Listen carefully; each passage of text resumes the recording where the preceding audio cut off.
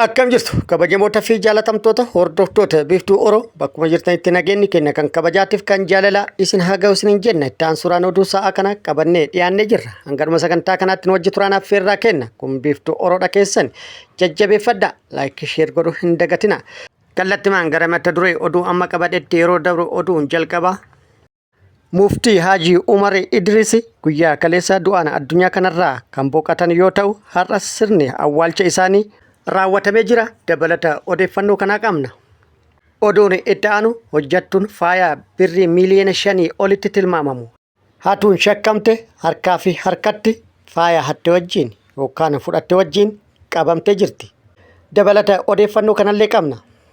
Oduun itti aanu lixa shaggara aanaa noonnootti haleellaa hidhattoonni finxaaleeyyii kaleessa galgala manneen uummataatitti duuluudhaan raawwataniin lubbuun namoota 20 olii galaafatamuu odeeffannoo maddeen garaagaraatii fi miidiyaalee garaagaraa irraa bayan ibsanii jiru. Haleellaan namoota nagaa irratti raawwatame kun miidhaa guddaa kan dhaqqabsiisu yoo ta'u rifaatuu hamaa uumee jira.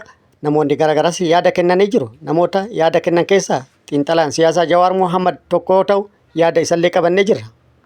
Oduun itti aanu oduu oolmaa Oromiyaati. Oduu oolmaa Oromiyaatti lolli loltoota mootummaatiif waraana bilisummaa Oromoo gidduutti Oromiyaa bakkoota garaagaraatti gaggeeffamaa jiru. Har'as akkuma itti fufetti jira. Lola bakkoota garaagaraatti loltoota mootummaatiif waraana bilisummaa Oromoo gidduutti deemaa jiru kanarratti waraanni bilisummaa Oromoo fuufteedhaan injifannoo argataa jiraachuu beeksisee jira. Har'as injifannoo argadhe jedhee jira. Gama mootummaatillee lola naannoo Oromiyaa keessatti gaggeeffamaa jiru kana wal qabatee odeeffannoon jiru maal ka jedhus qabannee jirra. Isiniin kenna. Guutuu oduu kanneeniitii fi kan biroo wajjin isin wajjin ka turu ani Bariisoo Ganamooti. Guutuun oduu wal duraa duubaan akka itti aanu kanatti isiniif dhiyaata. Oduun kun oduu gaddaati. Muftii Haji Umar Idris du'aan addunyaa kanarraa boqotanii jiru. Pirezidaantii mana maree waliigala dhimmoota Islaamaa Itoophiyaa duraanii Muftii Haji Umar Idris du'aan addunyaa kana irraa boqotanii jiru.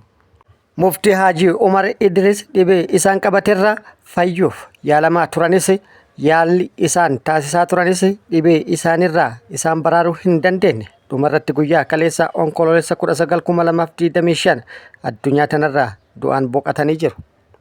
Du'aan addunyaa kanarraa boqachuu Muftii Haji Umar Idris hordofee qaamonni garaagaraa gadda ibsatanii jiru. Muraasni isaanii yaa'ii Phaaphaasota Kaatoolikii Itoophiyaa, Paatriyaarkii mana amantaa Ortodoksii Waloomaa eebbifamoo Abuuna Maatiyaas, Afyaa'ii Taggasa Caafoo, yaa'ii dhaabbilee amantaa Itoophiyaa, kaantiibaa magaalaa Finfinnee aadde Adaanech Abeebee, mana maree waliigala dhimmoota Islaamaa, muummee ministeera Itoophiyaa Abiy Ahmed fi kan biroollee hedduudha. Sirni awwaalcha har'a sa'aatii 10tti kan gaggeeffamu yoo ta'u sirni gaggeessallee raawwatamaa jira. Reeffi isaanii mana isaaniitti gara masgiida Nuuritti geeffamuudhaan salaanni janaazaa irratti salaatamee jira.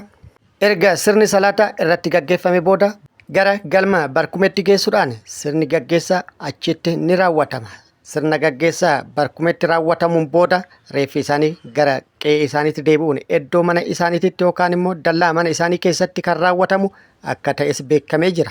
Nutis maatii firoottanii fi akkasumas hiriyoota isaaniitiin jajjabinnaa fi sabri isinii haa kennu isaaniif immoo jaannata haa kennu jennee jirra. Oduun itti aanu hojjattuun mana faaya birrii miliyoona 5tti tilmaamamu hatuudhaan shakkamte to'atamuun himamee jira. Hojjattuun mana faaya warqee birrii miliyoona 5tti tilmaamamu hatuudhaan to'atamuun qoratamaa jiraachuu qajeelchi waliigala poolisii magaalaa Finfinnee beeksisee jira. Shakkamtuun maqaan ishii Burtukaan Biyaadgee jedhamtu kun gocha kana kan raawwatte fulbaana 23/2018 kutaa magaalaa Qirqoosa aanaa tokko bakka addaa Walloo Safare jedhamuun waamamutti ganama barii tilmaama sa'aatii 12tti akka tahe qajeelchi kun ifoomsee jira. Hojjattuun kun mana faayaa kana keessa baatii 9 hojjetaa kan turte yoo ta'u gaafa sana hojjechiistuu ishee rafaa jiraachuu akka carraa gaariitti fayyadamuun sanduuqa keessaa faaya warqee mormaa ka harkaa akkasumas gurraa fi qubee akkasumas faayota meetii fi warqee fakkaatan ka biroo walumaa galatti tilmaama birrii miliyoona 5,260tti dhiyaatu hatuun naannoo bakka Niisaa jedhamutti siree qabachuudhaan dhoksitee akka turte qajeelchichi beeksisee jira. Erga gochi kun raawwatamee booda abbaan qabeenyaa dhimma kana poolisitti beeksisuun hordoffii taasifameen hoteeluma shakkamtuun kun qabattetti to'annaa jala ooluun isii beekamee jira. Yeroo to'annaa jala ooltettis faaya warqee hatte wajjumaan harkaa fi harkatti qabamu yookaan immoo harkaa fi harkatti qabamte qorannoon irratti taasifamaa jiraachuu qajeelchi poolisii kun beeksisee jira. Dhumarratti qajeelchi poolisii kun hawaasaaf dhaamee jira. Hawaasni yeroo hojjattuu mana qacaru teessoo isaanii sirriitti beekuu fi wabii akka qabatan taasisuu fi erga qacaramanii boodas hordofuun yakkoota hanna akkasii dursanii ittisuu akka qaban dhaamee jira. Oduun itti aanu lixa shaggara aanaa noonnootti haleellaa hidhattoonni namoota nagaa irratti raawwataniin lubbuun namoota 22 dabruun dhagahamee jira. Godina Shawaa lixaa aanaa noonnoo ganda halloo dikii jedhamutti halkan kalee galgalaa jechuun halkan onkololeessa 19/2025 haleellaa hidhattoonni finxaaleeyyii namoota nagaa irratti raawwataniin lubbuu namoota 22 yoo galaafatan namoota 3 madeessuun namoota 3 biroo immoo ukkaamsanii fudhatu jiraattotaa fi miidiyaaleen garaagaraa gabaasanii jiru. Hidhattoonni finxaaleeyyii kunneen mana jiraattotaatti seenuun maatii hedduu haala gara jabummaan guutameen lubbuu isaanii galaafatanii jiru jechuudhaan jiraattonni himanii jiru. Haleellaa jilmaan manneen maatii hedduu irratti raawwataniin maatiin mana tokkollee osoo hin hafin lubbuun isaanii dabaruun himamee jira. Haleellaan namoota nagaa irratti raawwatame kun rifaatu guddaa hawaasa bal'aa biratti uumee jira. Qaamonni garaagaras yaada garaagaraa kennanii jiru. Namoota yaada kennan keessaa tokko xiinxalaa siyaasaa Jawaar Muhammad yoo ta'u, haleellaa namoota nagaa irratti hidhattoonni finxaalessaa raawwatan kana rakkoo mootummaa ta'uu akeekee jira.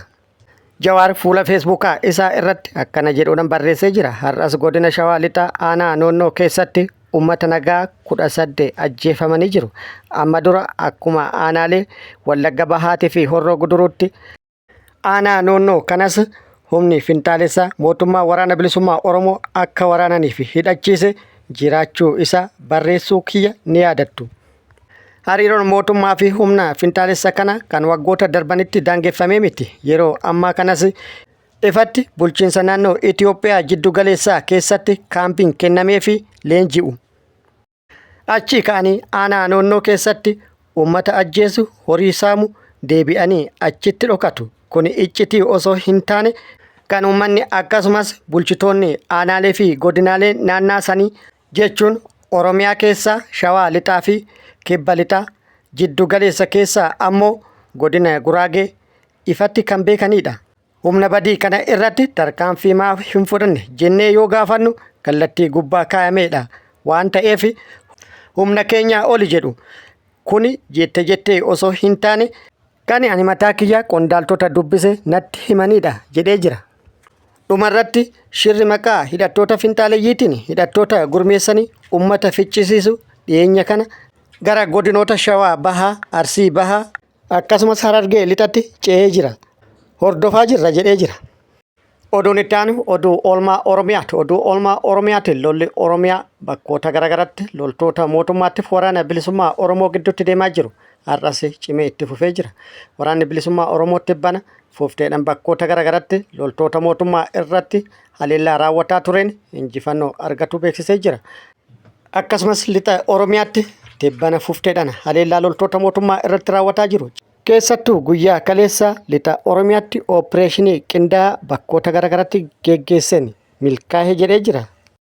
Har'as achuma lixa Oromiyaatti haleellaa loltoota mootummaa irratti raawwatuun injifannoo argadhe jedhee jira. Lixa Oromiyaa godina Iluu Abbaa Booraatti haleellaa humnoota mootummaa irratti raawwateen miidhaa guddaa dhaqqabsiisuu beeksisee jira.